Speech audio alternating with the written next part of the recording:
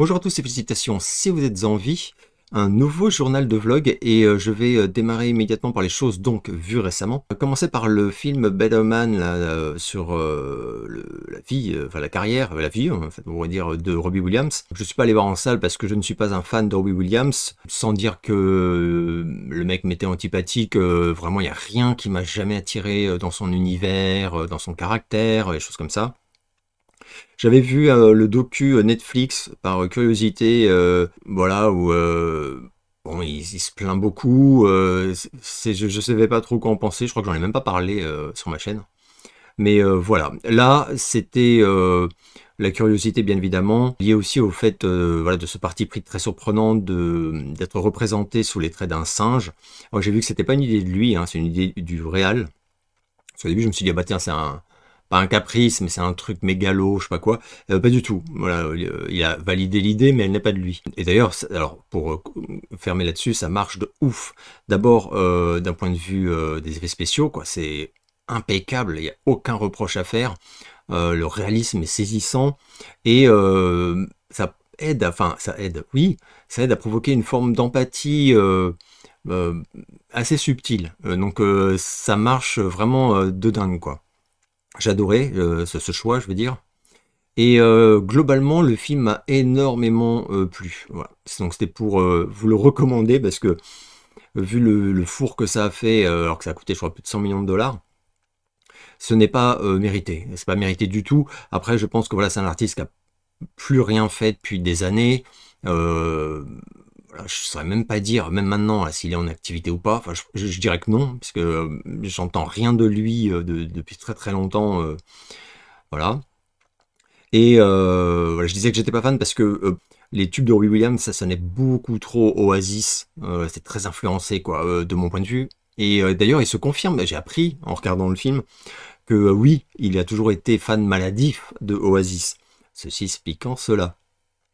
Bref, énormément de scènes à couper le souffle, dans la réal, dans les idées même, sincèrement quoi. Au niveau narratif, c'est extrêmement audacieux. Je disais que j'ai jamais été fan, mais comme tout le monde, je connais quand même les tubes et je sais à peu près à quelle époque ça fait, enfin, à quelle époque ils sont sortis quoi. Et le film d'entrée de jeu ne va pas respecter la chronologie des chansons, c'est-à-dire qu'on va entendre des morceaux sortis en fin de carrière, j'allais dire. Enfin, vous voyez ce que je veux dire, qui vont illustrer des moments où il démarrait sa carrière, par exemple. Et où on se dit, bah, il chantait pas du tout cette chanson-là à l'époque. Et c'est voulu, parce que ça va être comme ça tout le film, en fait. Et du coup, ça désarçonne un peu, et c'est très bien, parce que ça nous rend plus attentifs, et plus, je sais pas comment dire, alerte, quoi, sur ce qui nous est raconté, tout ça. Gros coup de cœur, vraiment. Better Man, vrai reco. Alors c'est un biopic, oui, musical on pourrait dire, mais c'est tellement barré que c'est dur de le comparer à des trucs beaucoup plus classiques. Voilà, je sais plus ce que j'ai vu, les derniers que j'avais vus, je crois que c'était Bob Marley qui était une catastrophe. Après, voilà, encore un artiste que j'aime pas du tout, Bob Marley, avec tout le respect que je lui dois, quoi, mais musicalement, c'est pas possible. Et là, j'avais trouvé le film, mais d'une médiocrité et d'une, j'allais dire à lâcheté, faut pas exagérer, mais parce que je sais quand même deux, trois trucs sur la vie de Bob Marley et j'ai trouvé le film d'une sagesse, d'une prudence, enfin, c'est pas possible, quoi. Bref, je vais passer ensuite au film Présence, le faux film de enfin, le vrai film de fantôme, pardon, faux film d'horreur par contre. Sorti récemment, je l'attendais avec pas mal d'impatience parce que je trouvais l'idée absolument géniale, cette idée de film où tout est vu de l'angle du fantôme, enfin en caméra subjective complète. Alors, j'étais peut-être un peu trop confiant parce que alors le film est bon, hein, y a pas de, c'est un bon film, il n'y a pas de souci, mais il m'a quand même déçu par certaines facilités. Je peux pas spoiler bien évidemment, mais par exemple, même du point de vue de la famille qu'on va suivre, voilà, je précise, le film démarre, on est immédiatement en caméra subjective, on est le fantôme nous-mêmes, et ça va être comme ça jusqu'au générique de fin. Il n'y a aucun moment, je veux dire, où on voit un plan qui n'est pas le regard du fantôme. C'est super, mais il y a des moments où ça marche pas, je trouve. Il y a même des moments où je me suis dit, mais c'est le fantôme d'un caniche, parce que vraiment, il suit les gens comme un petit chien.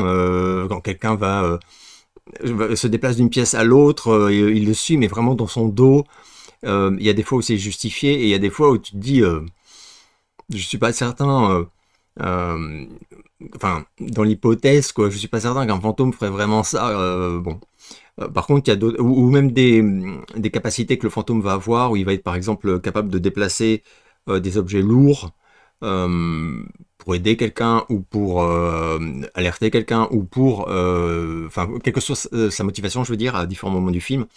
Et il y a un moment vers la fin où il est évident qu'il souhaite agir, et il va il va se comporter d'une façon, c'est comme ça, c'est compliqué de pas spoiler. Il va se comporter d'une façon qui n'a aucun sens, et voilà, il va pas se servir, on va dire, de ses capacités. C'est ça que je veux dire en fait. Donc là, pourquoi en fait, d'autant que là, c'est une question de, il y a une grosse urgence. C'est ce que je veux dire. La famille aussi, gros cliché. La mère et le fils qui sont des enflures finies du début à la fin, c'est vraiment une caricature de raclure, quoi. Et le père et la fille qui sont adorables, mais c'est l'appareil, c'est avec aucune subtilité, ils sont géniaux, gentils, machin. Bref, voilà, là c'est vraiment pour voilà, dire ce qui m'a titillé, quoi. Mais dans l'ensemble, le film est bon, je le trouve pas très ambitieux, je veux bien que ce soit pas un film d'horreur et que donc on n'assiste pas à des scènes extrêmement percutantes, mais là réellement il y a vraiment aucune scène, même vers la fin, je veux dire, c'est pas des scènes très fortes, très intenses dont tu te souviendras dans 10 ans, quoi. C'est dommage parce que je trouve que dans l'idée, il y avait moyen, avec un scénar un peu plus subtil et un peu plus ambitieux, de s'en basculer dans le film d'horreur. Traiter de choses beaucoup plus impactantes et beaucoup plus traumatisantes. Là, même quand on voit des choses qui pourraient être pas cool, c'est filmé de façon, je ne sais pas, ça ne te marque pas des masses, quoi. Un compte, quoi. Enfin, ça, voilà. Donc déception, mais c'est pas un navet du tout, quoi. Donc donnez-lui sa chance. Je suis sûr qu'il y a des gens qui vont trouver que c'est génial. Même la toute fin, bon, ok. Ta gueule c'est magique. Je sais pas trop. Je dis ça parce que par rapport à l'intro où on est dans la maison avant que la famille arrive et où le fantôme est déjà là, ça exclut donc toutes les hypothèses qui sont soulevées durant le film, que peut-être le fantôme est une connaissance de l'un des membres de la famille. Enfin bon, voilà. Alors, c'est un chef-d'œuvre néanmoins en comparaison du film de Bayou. Et là, vous allez vous dire, de quoi? Et puis ensuite, pourquoi as-tu visionné ce truc-là? Ben oui, parce que c'est un film avec un alligator qui tue. Et ben voilà, moi, quand tu m'as proposé ça, j'ai dit, ah, attends, j'arrive. Donc je suis arrivé, et alors il y a marqué par les producteurs de je sais plus quel truc. Bon, les producteurs, non mais qui, enfin, qui se dit, ah, c'est les producteurs de ce film que j'ai adoré, donc c'est forcément bon. Mais non, non. Le réel, je veux bien, mais les producteurs, bref. Donc The Bayou, qui est sorti en VOD et qui est une bouse sans nom, comme vous pouvez l'imaginer. Là, on va suivre un groupe de personnes qui vont se cracher en avion dans les marais isolés. Alors là, vraiment, bayou, quoi. Et infestés d'alligators plus ou moins hospitaliers, on va dire. Et voilà, ils vont tomber les uns après les autres. La survie, le machin, c'est pas bon. C'est vraiment pas bon. Il y a même pas, comment dire, c'est pas bon, ok. Enfin, vous allez vous dire, ouais, t'as cru que ça allait être bon, quoi. Mais je veux dire que c'est pas fun. C'est dommage. C'est fun, ça aurait pu l'être, quoi. Même les effets spéciaux, mélange d'images piquées à National Geographic, tu vois. Et un peu comme dans certains films de requins de mendiants, là, où t'as des images clairement de vrais requins blancs, mais pas immenses, du coup. Voilà, qui sont dans des piqués à des docus, quoi. Et puis après, on va avoir des scènes d'attaque ou des scènes horrifiques avec des CGI moisis ou des marionnettes, ça va être ignoble. Et là, c'est ça. Alors, c'est pas, ça aurait pu être pire, hein. Sincèrement, les alligators, ils sont pas ridicules comme dans certains films Asylum, là où quand le requin il arrive, tu te dis, mais t'as un requin, t'as l'impression de regarder Roger Rabbit. Vous êtes un mélange entre requin animé, de dessin animé, je veux dire, et personne réelle. Non, là non, mais voilà, c'est vraiment à chier de ouf. Et je termine, là, il me reste que deux avec Companion, là, encore un film sur l'intelligence artificielle fantasmée dans le futur, etc. Où voilà, c'est des femmes robots au service de l'humain, de l'homme quand même, enfin en l'occurrence. Et voilà, alors comment dire, c'est un peu plus, enfin c'est vendu comme un truc assez fun, hein, visiblement. D'ailleurs moi je m'attendais à un truc juste délirant fun, et au final, alors ça fait pas peur, hein, c'est pas du tout un film d'horreur par contre, mais au final, un peu comme Cassandra, il y a beaucoup de bonnes choses dans le film. Et au final, alors ouais, Cassandra, la fin m'avait un peu déçu. Là non, pas du tout. Companion, là j'ai trouvé que c'était très bon. Et par rapport à une thématique où moi perso, ça y est, je commence à saturer là, de ces histoires de trucs, bah là, j'ai trouvé que c'était un des meilleurs que j'ai vus. Carrément même. C'est bien mieux que ceux que je vous avais cités, je crois, dans le précédent JDV ou celui d'avant, enfin celui où j'avais parlé de Cassandra. L'actrice est géniale et l'intrigue est vraiment bien ficelée. Il y a du suspense, c'est assez cool. Moi, je m'attendais pas du tout à être captivé, peut-être pas exagéré, mais être vraiment pris dans l'intrigue et à me demander comment ça va évoluer. Et quelques scènes de violence, quelques scènes de réflexion sur, bah voilà, tous ces des désirs, en fait, tous ces désirs de technologie au service des fantasmes, alors pas forcément sexuels, hein, mais également d'amitié, enfin pour contrer la solitude, enfin c'est super bien développé et j'ai trouvé ça très cool. Voilà, donc grosse reco Companion, voilà, j'avais pas vraiment vu venir. Si vous ne l'avez pas vu, tentez-le, il y a vraiment de bonnes chances pour que ça vous plaise, ou en tout cas que vous ne regrettiez pas de l'avoir visionné. Et pour conclure, je vais parler de la série Zero Day sur Netflix, dont on a beaucoup parlé, avec le retour de Robert De Niro. J'étais pas prêt. Ça fait quand même de très longues années que De Niro, il nous punit à chaque film avec des comédies de merde où il joue le papy rigolo, des blagues pipi caca d'ailleurs, et voilà. Il y a eu quelques exceptions, mais franchement, on peut pas dire qu'il crevait l'écran.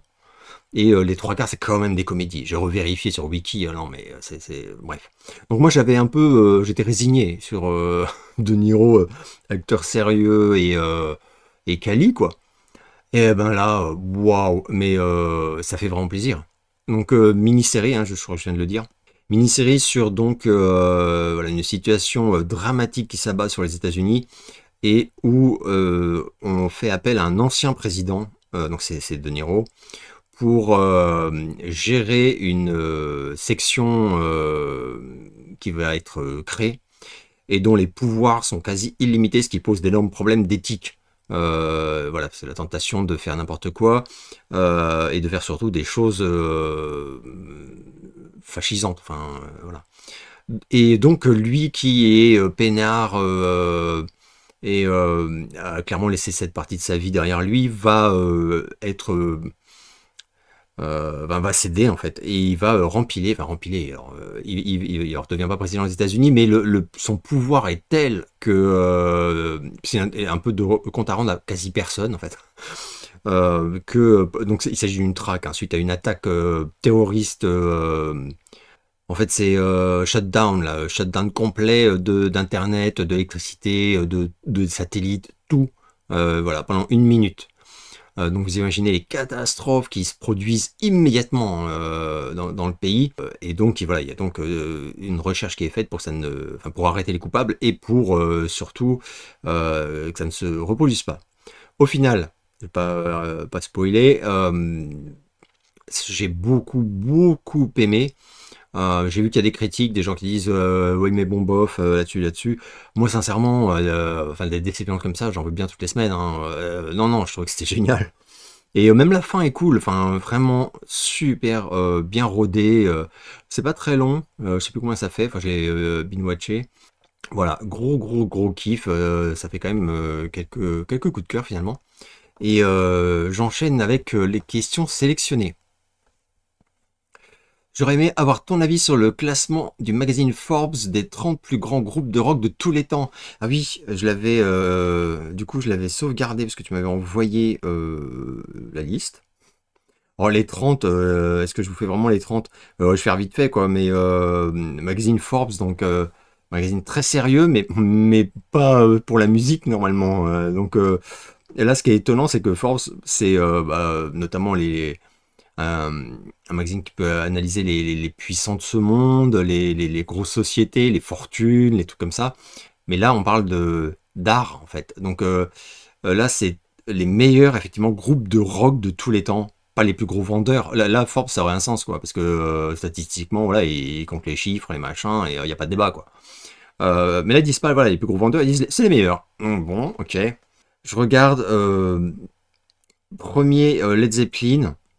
Tu me demandes mon avis. Premier, je trouve ça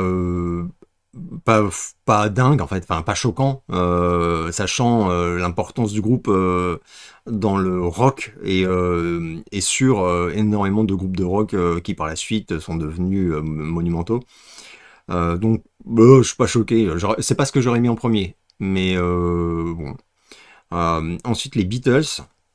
Alors, ça peut être un peu étonnant que les Beatles soient devant les Rolling Stones, parce que les Beatles, sur l'ensemble de leur discographie, c'est pas du tout. Enfin, c'est pas un groupe de rock, quoi. Les Stones, oui, mais les Beatles, c'est un groupe de pop au sens le plus noble imaginable. Il y a des morceaux rock. Je parlais il y a pas très longtemps de l'album Blanc que j'adore, qui est mon préféré, où il y a des morceaux ultra rock, hein, Helter Skelter, enfin des trucs comme ça, qui a d'ailleurs été repris par Motley Crue plus tard, et par Marilyn Manson et Rob Zombie. Donc oui, les Beatles, ils ont fait des trucs rock, enfin il y a Back in the USSR qui défonce sa race, mais c'est pas le gros de leur... Enfin, on peut pas les... c'est comme si je prends un groupe de heavy metal et je dis ils ont fait deux slows, c'est un groupe de slow. Non. Donc bon voilà, les Beatles. Donc là, pour moi, c'est n'importe quoi déjà. C'est un des plus grands groupes de tous les temps, les Beatles, évidemment, mais un des meilleurs rock bands, non. Non. Ensuite, Queen, Pink Floyd, Jimi Hendrix, ouais, les Rolling Stones en sixième, Van Halen en septième, Eagles, Metallica, AC/DC. J'avance un peu plus vite parce que vous savez pas que ça fout. Fleetwood Mac, n'importe quoi. Black Sabbath, douzième. Ah non, ouais, là, c'est... En fait, tu commences, tu fais ton mec détaché, genre, bon, mais bon... Et non, là, ça va commencer à me péter les couilles. Black Sabbath, douzième, c'est une honte, hein. Enfin, derrière... Non, c'est pas possible. Les Who, les Doors, les Clash... U2, Iron Maiden. Non, mais, ouais, après, au début, les mecs, ils ont un peu débattu, tu sais. Et puis à la fin, ils en avaient marre, ils sont rentrés chez eux et ils ont laissé le stagiaire finir la liste. Ouais, tu finis la liste. Ok. Allez, alors je vais mettre Rage Against the Machine. Voilà, bon, avec Guns N' Roses quand même. Earth, Cream, Nirvana, Journey, Radiohead, Kiss, 26e. Ah merde, ça c'est très drôle. Oasis, juste derrière Kiss, n'importe quoi. Tool, mais ZZ Top et Aerosmith. Ah non, alors Aerosmith 30e, dernier quoi. Aerosmith quand même, donc c'est comme. Faut quand même l'enregistrer quoi. Aerosmith 30e, alors que t'as les Clash 15e. Enfin, les Clash, je vous en ai déjà parlé, mais bref, bon. Voilà, question suivante. As-tu des exemples de films dont tu trouves la musique supérieure au film lui-même? Ah, c'est une bonne question. Oui, sûrement. Ah, tiens, j'ai un exemple que j'ai revu il y a pas très longtemps, suite au bouquin sur Bret Easton Ellis que j'ai lu et qui est génial d'ailleurs. Je me suis rematé American Gigolo, que j'avais pas revu depuis une éternité, au moins 20 ans, quoi. Et dont j'ai jamais été très fan, alors que j'aurais dû, enfin l'ambiance 80s, le côté nihiliste, un peu désespéré, tout dans l'apparence, alors que voilà, à l'intérieur c'est quasi mort. Et donc là je l'ai revu et je me suis refait chier. Bon, et la musique de Moroder, mais chef-d'œuvre, quoi. Chef-d'œuvre, et c'est vraiment ça qui t'impacte, je trouve, durant le film. Ouais, Richard Gere est génial, hein, mais ça suffit pas à rendre le film passionnant. Donc voilà, donc je dirais ça, je dirais un exemple, j'en ai pas forcément mille autres. Mais American Gigolo, c'est un film vraiment où je trouve que le film est vraiment surcoté, quoi. Alors que la BO, c'est une tuerie. Dans le dernier journal de vlog, tu as parlé d'affiches qui ne sont pas dans ton bureau. Peux-tu nous les montrer si ce n'est pas indiscret? Ouais, alors je vais faire ça vite fait, hein. Près de mon bureau, notamment dans le petit couloir, là, il y en a pas mal. Je vais vous montrer ça voilà, pendant que je parle, comme ça ce sera fait. As-tu vu le dernier clip de Lady Gaga? C'est du Madonna Suicide. Ouais, j'ai vu le dernier clip de Lady Gaga, le premier extrait de son nouvel album Mayhem, je crois. Et j'ai trouvé ça très bon. Voilà, moi, Lady Gaga, ça me touche plus depuis très longtemps. Et là, j'ai un retour à une facette d'elle un peu énervée, dance floor, un peu rugueux. Enfin, ouais, j'ai bien aimé. Donc, je sais pas si tout l'album va être comme ça, j'espère. Mais ouais, Madonna Suicide, du coup, en effet. Quel est ton rapport avec les Daft Punk? Moi, je suis fan de toujours. J'aurais adoré une collaboration avec Michael Jackson. Ça aurait donné un album de malade. Mon rapport avec les Daft Punk, c'est que moi j'étais fan hardcore à la sortie de Homework. Mais vraiment, hein, Daft Punk, c'est un morceau que j'ai regardé. Lapsus, parce que je trouve le clip, c'est un chef-d'œuvre, quoi. Et c'est comme ça que j'ai découvert les Daft d'ailleurs. Vers minuit, une heure à la télé, tout d'un coup, je vois ce clip avec cet homme chien qui fait de la peine. Et c'est horrible, tellement touchant. Et le clip, je me dis, c'est fabuleux. Et le morceau est dingue. Donc c'est comme ça que je suis devenu fan des Daft. Et ensuite, moi, faudrait que je sais plus qui m'a redemandé l'autre jour de faire une vidéo avec mes CD. J'en ai beaucoup, donc pas sûr que ça passionne à tout le monde. Mais je le ferai, je le ferai un de ces quatre. J'avais adoré Discovery, beaucoup moins aimé le Human After All, là, même s'il y a des trucs très cool dessus. Et je fais partie de ceux qui ont surkiffé la BO de Tron, là, enfin Tron 2, Legacy, je crois. Et qui n'ont pas du tout, mais pas du tout aimé, merde, le tout dernier, et d'ailleurs, voilà, j'ai oublié le titre, où il y avait Get Lucky, que j'aime pas, et où trop de featuring, enfin là pour moi c'était plus, je retrouvais plus les Daft que moi j'avais aimé, donc voilà, c'est un album qui est cartonné évidemment, mais que moi j'ai pas du tout kiffé. Voilà, donc puis bon après voilà, la séparation, tout ça, et voilà, la collab avec Michael, on sait qu'elle a été envisagée, mais si j'ai bien compris, elle a été déclinée par les Daft. Je sais plus trop pour quelle raison obscure, voilà. Sachant que ils adoraient Michael et ils lui ont même rendu hommage avec One More Time. Enfin bon, bref. Pourquoi téléphone? Certainement pas. Bon, pour Noir Désir, on pense savoir pourquoi. Ah oui, c'est quand j'ai dit oui, mais les groupes de rock français, oui, que bah, ceux-là non. Téléphone certainement pas parce que vraiment je déteste, mais c'est tout quoi. Oui, certainement pas parce que vraiment je n'aime pas du tout téléphone quoi. Les chansons de téléphone, même la voix, enfin j'aime rien dans téléphone. Donc je respecte complet, hein, mais j'aime rien. Noir Désir, c'était pareil, hein, c'est pas à cause de Kanta, enfin des agissements et de la personnalité hein, parfaitement répugnante de cet homme, depuis toujours, hein, je veux dire, parce que moi, je rappelle, on m'avait déjà parlé de ça dans une autre vidéo et j'avais dit que j'avais eu des échos, mais terrifiants, quoi, sur le comportement de ce mec. Dans les années 90, donc enfin voilà, c'était avant. Et musicalement, j'ai toujours détesté Noir Désir. Donc c'est pour ça. Je peux faire quand même le distinguo en disant le mec est un enculé, mais musicalement, c'est un génie, j'adore. Voilà, hein, moi j'ai plein d'artistes que j'aime énormément, qui ne sont pas des belles personnes, quoi. Bon, là, il y a une marge entre être une belle personne et être un tueur en série. Hein, enfin, alors, calmez-vous. Hein. Quoi, tu dis c'est un truc, une réflexion générale. Mais là, non, Noir Désir, c'est juste que vraiment, j'aime pas du tout ni les chansons, ni les textes moralisateurs engagés. Alors, en plus, bref. Quelles sont pour toi les 5 plus belles actrices des années 80-90 et quel est pour toi l'acteur et l'actrice américaine plus surcotée? Les 5 plus belles actrices, je suis pas très sensible, c'est comme le même les 5 plus belles chanteuses ou tout ça, enfin je suis pas très, enfin j'ai pas de liste genre ah ouais, à citer des noms immédiatement quoi. Donc les bonnes actrices, enfin les actrices que j'adore et tout, euh, ouais, mais les plus belles, enfin c'est un critère tellement subjectif. Julianne Moore, c'est une actrice que je trouve sublimement belle. Et Michelle Pfeiffer, bon, dans les années 80-90, Michelle Pfeiffer, enfin dans Scarface. Et après, surcoté, un acteur et une actrice surcotés, c'est toujours un peu de quel droit je dis ça, mais je sais pas pourquoi je pense à Whoopi Goldberg. J'ai jamais kiffé cette actrice, j'ai jamais compris, je veux dire, à une époque, elle a quand même, elle était ultra bankable et tout, quoi. Et sérieux, enfin, je sais pas, je regardais les films, non. Bon. C'est pas qu'elle sait pas jouer, hein, mais surcoté. Là, pour moi, oui, ça tient là-dedans.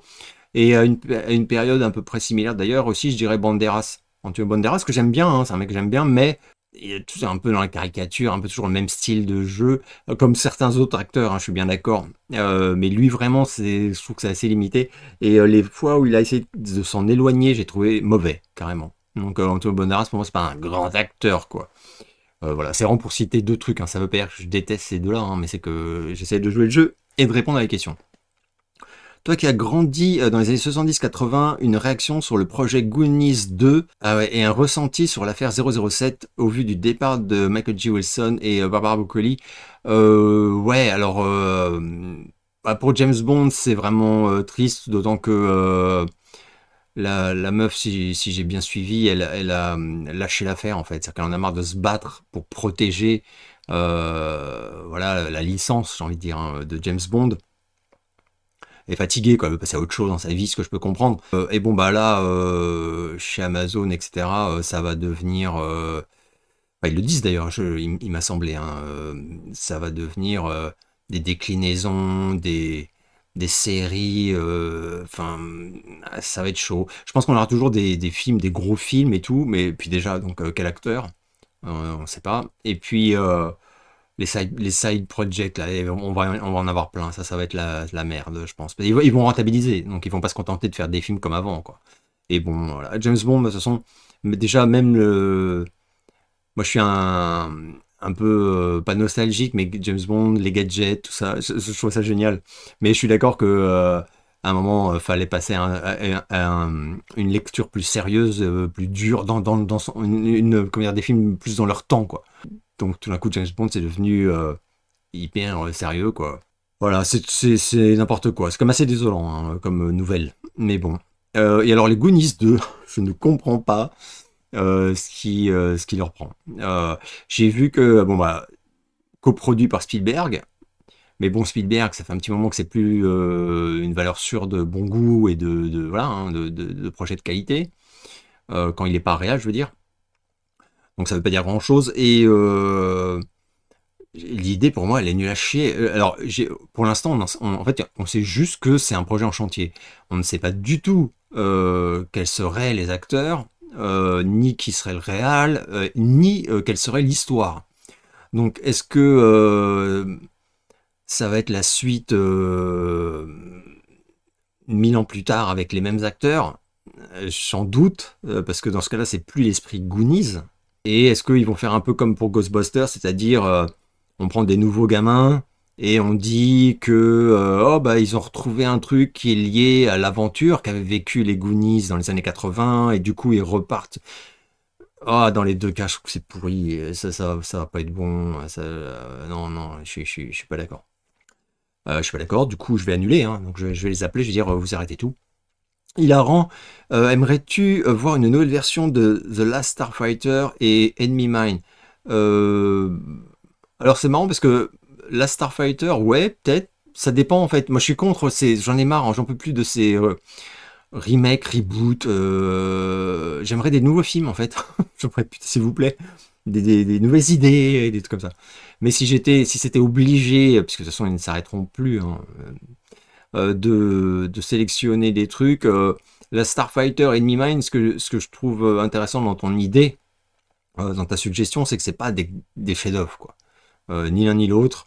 Moi, je les aime beaucoup tous les deux, surtout la Starfighter, mais j'ai conscience que c'est presque des... Enfin, surtout celui-là, c'est presque un nanar. Enfin, ça dépend. Un jeune d'aujourd'hui regarde ça, il va dire, tu fous ma gueule, quoi. Mais ça a un charme de ouf et tout, puis j'adore l'idée, je trouve ça vachement bien. Mais oui, c'est pas un film extraordinaire. Donc ça pourrait être peut-être amélioré ou modifié, enfin ça pourrait être intéressant, mais ça dépend par qui, dans quel contexte, enfin voilà, je crois pas du tout. Et en plus comme ça n'a pas été des succès, ni la Starfighter ni Enemy Mine, quel studio aurait envie de refoutre des millions de dollars pour rebooter, enfin ou remaker deux films qui n'ont pas rapporté suffisamment à l'époque. Tu as oublié de mentionner I Napoleon dans les groupes des années 80, passé complètement sous les radars. J'exige une réparation dans le prochain numéro. Ça c'est mon pote Hervé. Et effectivement, je suis obligé d'avouer que honte à moi, mais vraiment. Parce que ça c'est une tuerie. I Napoleon. Alors, faut dire que quand même, des fois les groupes ils y mettent pas du leur, quoi. Parce que ce nom de groupe c'est pas possible. Mais au final, on a eu un seul album qui est génial, mais vraiment, et qui a fait un four total, vraiment total, sachant qu'ils étaient en major, hein, c'était chez Geffen, donc voilà, comme les Guns N' Roses par exemple, ça aurait dû toucher du monde. Et voilà, et moi et non, pas du tout. Moi je l'ai découvert parce que bah, j'étais tellement curieux, j'écoutais tout, etc. Mais même des potes à moi qui sont très très fans comme moi de groupes obscurs, enfin qui ont une vraie grosse culture du air metal, du glam des années 80, etc. ne connaissent pas Napoléon, quoi. Voilà, pour vous dire. Et ouais, tu as tellement raison, et je me souviens encore quand je te l'ai fait découvrir. Injustice réparée. J'aimerais beaucoup avoir ton avis sur le Wu-Tang, que j'imagine ne pas du tout être ton style, et qui pour moi est le plus grand groupe de tous les temps, toutes catégories confondues.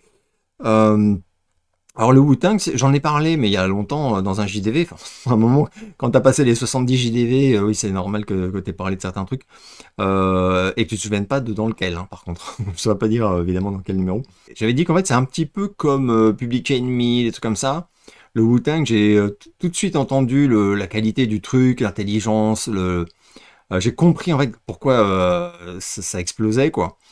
Et par contre, effectivement, je n'ai, comme tu le dis, ce n'est pas du tout mon style. Alors, non, mon style, c'est pas vraiment que c'est pas mon style, parce que il y a énormément d'artistes de rap et de hip-hop, hein, parce que le Wu-Tang c'est un peu entre les deux, ou que j'adore. Hein, j'en ai parlé plusieurs fois dans des JDV en vous faisant la liste de tous les rappeurs et groupes de ce genre que j'adore et que j'ai énormément écouté. Mais le Wu-Tang n'en fait pas partie. Et c'est lié principalement aux arrangements. Je n'aime pas du tout les arrangements de leur musique. Enfin, voilà. Et d'ailleurs, ça fait un petit moment que j'en avais pas écouté, du coup je m'en suis refait suite à ta question. Et ouais, non, décidément, j'aime pas du tout les sons, hein. Vraiment, c'est les sons, j'aime pas les sons, mais du tout, du tout. C'est subjectif complet, hein. Ça veut dire que c'est pas bien, évidemment. Mais moi, je suis plus les sons chauds, les sons lourds.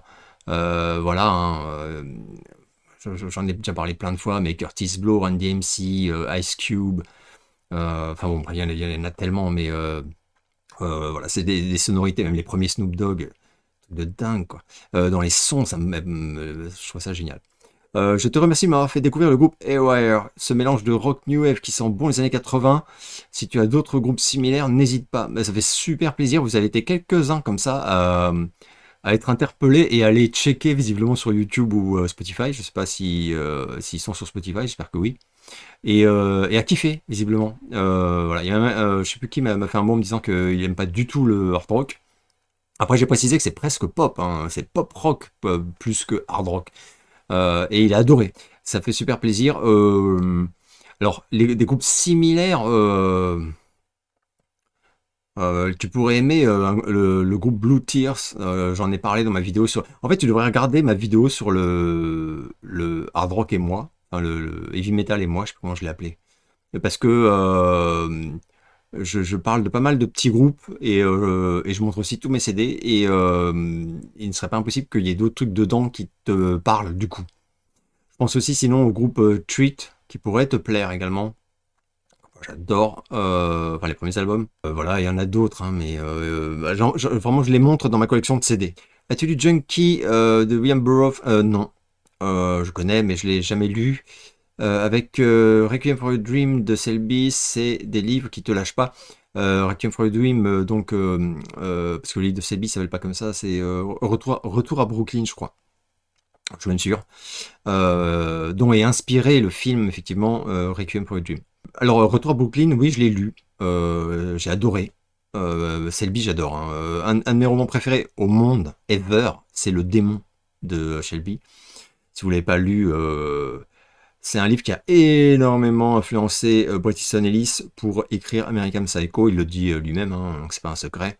Et quand tu lis Le Démon, ah putain, faut vraiment t'accrocher, quoi.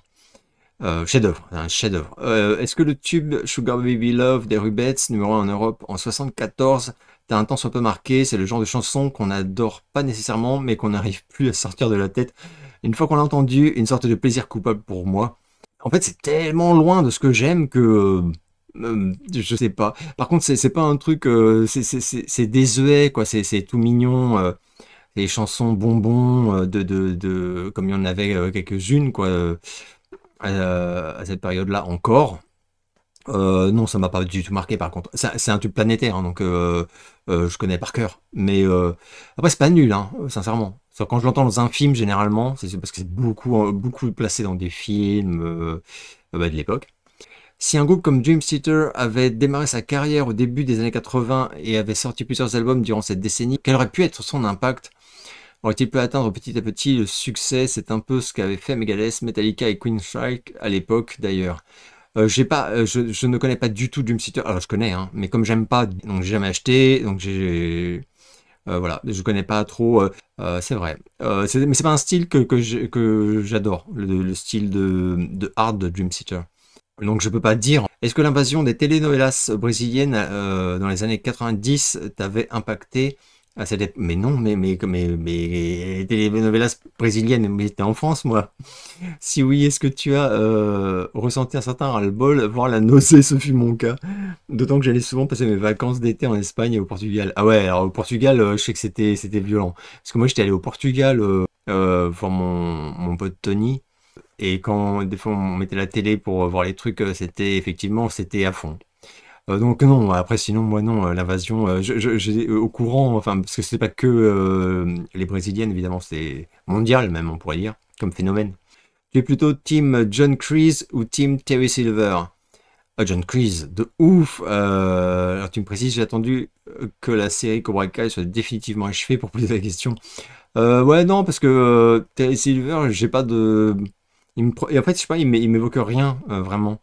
Alors que John Kreese, quand t'es un fan des premiers Karate Kid, c'est énormissime. Et puis même, je trouve que l'acteur, en plus, il est génial, il a super bien vieilli. Voilà, choix fait sans hésiter.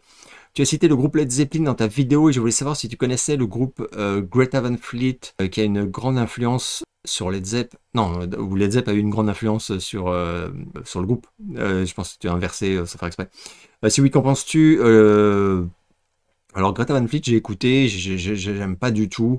C'est effectivement plus qu'inspiré par Led Zepp. Hein. Après, pour moi, c'est pas un problème. Hein. Il y a plein de, enfin pas plein, mais il y a eu plusieurs groupes comme ça qui étaient très influencés par Led Zeppelin au niveau des structures de morceaux, des arrangements et même vraiment du chant.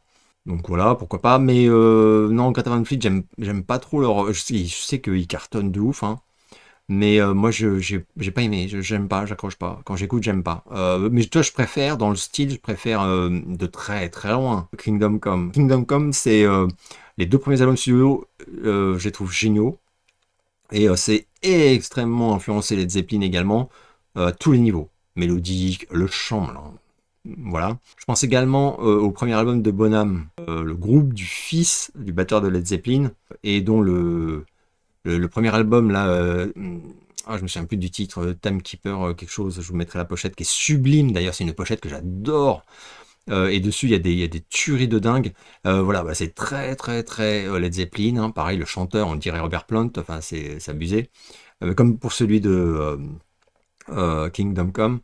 Mais c'est très bon. Il y a des morceaux excellents, je trouve. Voilà, par la suite, ça s'est cassé la gueule, hein. Le deuxième album de Bonham, ignoble, voilà, qui n'a pas du tout marché et qui a provoqué d'ailleurs la mort du groupe direct. J'aimerais beaucoup avoir ton avis sur les 5 téléfilms de la V, ah oui, à savoir V partie 1 et 2, puis V la bataille finale partie 1, 2, 3, que je viens de revoir en intégralité et que j'ai trouvé absolument extraordinaire, surtout les deux premiers, même encore plus que dans mes souvenirs d'enfance, thématiques abordées, caractérisation des personnages, écriture, dialogue, etc. Je suis entièrement d'accord, j'avais revu tout ça il y a 6 ans, un truc comme ça, avec ma chérie, et on l'avait surkiffé, c'était génial. Et c'est exactement ce que tu dis, caractérisation des persos vachement intéressante, intelligente, même les situations, c'était excellent, excellent. Tu mentionnes beaucoup de groupes pardon, de glam metal, mais que penses-tu des pionniers du heavy metal traditionnel, tels que Iron Maiden, Judas Priest, Motorhead et Saxon? Alors, alors déjà, à l'exception de Judas Priest, parce que Judas Priest, en effet, c'est 74, le premier album. Je suis pas tout à fait d'accord avec le terme pionnier. Je vois ce que tu veux dire, hein, mais tu me cites des groupes où, voilà, enfin, il y avait des choses plus massives avant eux qui étaient vraiment les pionniers. C'est-à-dire que pour moi, tu vois, le premier album d'Iron Maiden, le premier album c'est 79, il me semble. Je suis même quasi sûr. Parce que les pochettes, par contre, fabuleuses d'Iron Maiden, évidemment. Saxon, c'est 79 aussi, le premier album. Et Motorhead, c'est 76, je crois. Comme ça. On est bien après, pour moi, les vrais pionniers pardon, et piliers du heavy metal traditionnel. C'est par exemple Deep Purple. Deep Purple, le premier album, c'est 68. Donc 10 ans avant, quoi. Led Zepp, voilà, je parlais de Led Zeppelin tout à l'heure, c'est quand même, ils sont quand même systématiquement cités comme influence, à juste titre, hein, de la naissance du heavy metal. Et Led Zeppelin, le premier album, c'est 1969, je crois. Donc là, pareil, on est 10 ans plus tôt, quoi. Et puis après, bah, des groupes que tu cites pas, pour moi, les pionniers vraiment principaux, quoi. Bah, Black Sabbath, par exemple. Tu cites pas Black Sabbath, mec, pas possible. Black Sabbath, premier album, 1970. Voilà, on est bien avant tous les autres. Et Aerosmith, 1973. Une espèce de machine à date, tout d'un coup. Ouais, Aerosmith, c'est cité par tous les mecs de métal, quoi. Comme une des plus grosses influences ever, quoi. Et effectivement, mais 73, tu vois, c'était avant tous ceux que tu me cites. Voilà, après moi je vais te dire Kiss, hein, parce que dans les faits, Kiss, c'est pareil, c'était le groupe d'idoles de 99% des mecs qui ont fait du heavy metal à la fin des années 70 et puis dans les années 80, etc. etc. Et Kiss, ce premier album bien avant, en 74. Voilà. Je pense aussi à Foreigner, qu'on cite rarement, mais qui est pourtant à sa place, je trouve. Et dans le premier album de Foreigner, c'est 77. Donc là également, c'est plus... Tout ça, par définition et par... timing, c'est eux les vrais pionniers, puisqu'ils étaient là avant, quoi. Et qu'ils ont influencé, en fait, d'autres groupes, quoi. Motorhead, j'adore, hein, j'en ai déjà parlé, même si j'adore que les trucs mid-tempo, mais il y en a énormément. J'avais fait dans un JDV la liste de tous les morceaux de Motorhead que j'adore, il y en a quand même beaucoup. Saxon, j'ai jamais trop aimé, j'avais juste l'album où il y a la reprise de Ride Like the Wind, que je trouvais génial. Et le mec a une voix de ouf, mais le reste, non, j'ai jamais été fan. Judas Priest, il y a quelques albums que j'adore, mais c'est pas forcément ceux que les fans de Judas Priest kiffent, hein. Je veux dire, par exemple, j'adore toute la période très FM des années 80. Voilà. Que penses-tu de l'album Passiflora de Tobias Forge qui a fuité récemment? Tobias Forge, donc le leader, créateur, enfin même membre unique, on pourrait dire, de Ghost, hein, c'est un peu le Trent Reznor de la nicheness, mais pour Ghost. Ouais, alors l'album qui a fuité, j'ai écouté ça et à quelques exceptions près, j'ai trouvé magnifique. Je trouvais qu'il y avait quelques chansons vraiment géniales, sublimes. Ensuite, c'est un peu trop folk, rétro. Voilà, dans les arrangements, je suis pas ultra fan de tout, quoi, c'est ce que je veux dire. C'est-à-dire que si c'était sorti maintenant comme un truc, voilà, je sais pas, j'écouterais pas ça merde de fois, quoi. Même si tu aimes les concerts couverts en salle, aurais-tu aimé comme moi assister au concert de Cure in Orange? Ah bah ouais, de ouf. Là, j'aurais fait l'effort, mais là, vraiment. Et Cure, surtout cette période-là, quoi. Car le Cure à Orange, mon Dieu, mais quel concert, quoi. Tu n'as jamais parlé du groupe américain The Toilet Boys. Du coup, je pense que tu ne connais pas, mais va vite écouter. Je sais que tu vas aimer. Alors c'est drôle, ça m'a tellement halluciné cette question. Donc oui, je vais aller écouter, mais du coup, que choisir? Parce que j'ai celui-ci. Ça, c'est très bon. Peut-être je peux aller écouter celui-ci. Un peu, j'aime un tout petit peu moins, mais très bon quand même. En fait, il n'y a pas d'album des Toilet Boys que j'aime pas. Euh, et le dernier en date, malheureusement, qui commence à dater. Voilà. Donc moi, les Toilet Boys, comme tu le sauras, je connais. J'aurais pu ne pas du tout connaître, hein, ça arrive un milliard de fois que je connaisse pas ce dont on me parle. Mais là, je connais, j'ai quasi tout. Donc j'adore. Et j'adore, c'est génial, génialissime. Connais-tu l'univers cinématographique de Bertrand Mandico? Voilà, je vais m'en faire le malin là. Ah bah, bien sûr, et d'ailleurs, je te sors. Non, bah, je te sors rien du tout, je te sors mes excuses.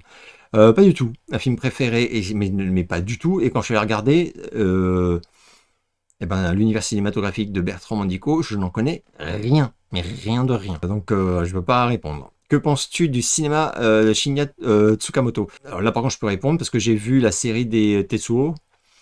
J'ai pas adoré, c'est un peu trop barré, c'est bien, hein, mais je sais pas, ça me touche pas, alors qu'il y a plein de trucs asiatiques que j'adore, hein. Mais ça, non. Après, c'est un cinéma super audacieux, vachement, à la fois jouissif et intello, je vais dire. Enfin, je sais pas si c'est clair ce que je dis. Une vidéo consacrée à tes documentaires préférés. Et as-tu vu le mystère des pyramides et bam. Non, une vidéo sur mes docus préférés. Franchement, j'en aime tellement et je préfère vous en parler au fur et à mesure que je les découvre. J'ai pas après des docus préférés dans le sens t'as des docus qui auraient 20 ans ou je sais pas quoi et qui m'auraient marqué comme ça. J'en regarde tellement des docus et j'en aime tellement qu'il y en a trop, quoi. Le mystère des pyramides, oui, je l'ai vu. Bam, je vois pas ce dont tu me parles en fait. Le mystère des pyramides, bien sûr, bien sûr, bien sûr. Connais-tu le groupe de punk chanson paillarde Tu la vioques en un seul mot, hein, je précise pour ceux qui, comme moi, ne connaîtraient pas du tout ce groupe. C'est pas terrible, mais j'ai de bons souvenirs d'ado sur leur musique. Non, non, je connais pas du tout, du tout. Je crois que je suis allé écouter sur YouTube et bah, c'est pas du tout mon univers. C'est comme, enfin, c'est pas comme, mais je veux dire que ça me rappelle quand on m'avait conseillé, merde, comment ça s'appelait, Ludwig von 88. Et je me souviens qu'il y avait un mec qui m'avait dit si t'aimes Six Sputnik, tu vas aimer Ludwig von 88. Rien à voir, mais rien du tout. T'aimes Sardou, tu vas aimer Carlos. Je me permets de te conseiller la série Paradise. Personne n'en parle alors que c'est incroyable. Eh ben, figure-toi que moi-même, je n'en parle pas parce que j'attends que ce soit fini, mais je regarde chaque semaine et c'est une tuerie pour l'instant. J'adore. Je crois qu'il nous reste un épisode avant la fin de la saison 1. Je sais que c'est renouvelé pour une saison 2. J'ai vu ça il y a 2-3 jours. Donc c'est cool. J'espère que la saison 1 va quand même se terminer sur un truc balèze, quoi. Donc je comptais en parler quand serait fini, enfin quand j'aurai fini la saison. Comme toi, je conseille à ceux qui ne l'ont pas regardé de tenter Paradise. Excellent. Et c'était la dernière question sélectionnée. Donc je vais conclure, mais avant de vous quitter, je voulais dire un tout petit mot sur l'ami Peggy de la chaîne Le Rayon Décalé. Je vous ai parlé plusieurs fois puisque j'avais fait des lives avec elle. Voilà, on avait fait un live par exemple avec l'ami Vivien sur notre rapport à la culture américaine qui était génial. Vous avez aussi invité à un live mettant en opposition la liste de Schindler et la zone d'intérêt. Et j'avais fait avec elle également plus récemment un live où on n'était que tous les deux sur notre rapport avec la poésie. Une personne formidable que j'aimais énormément et qui nous a très rapidement et brutalement quittés.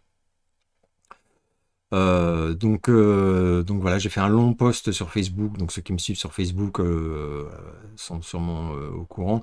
Elle avait une chaîne, donc L'Orient Décalé, qui était une toute petite chaîne, mais qui était une chaîne comme je les aime, c'est-à-dire où seule la passion et... Enfin, rien n'est fait par compromis, voilà, et voilà une personnalité extrêmement touchante et intéressante, avec qui je discutais d'ailleurs un petit peu chaque semaine.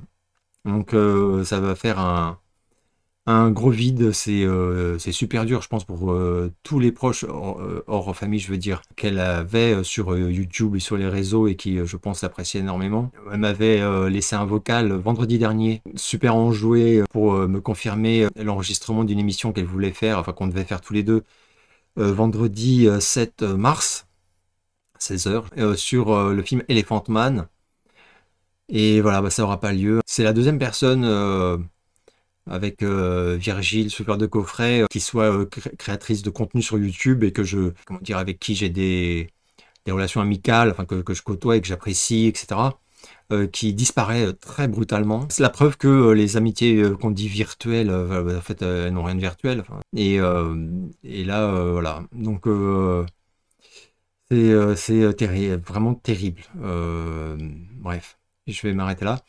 J'espère que vous allez bien et je vous donne rendez-vous très bientôt pour une nouvelle vidéo.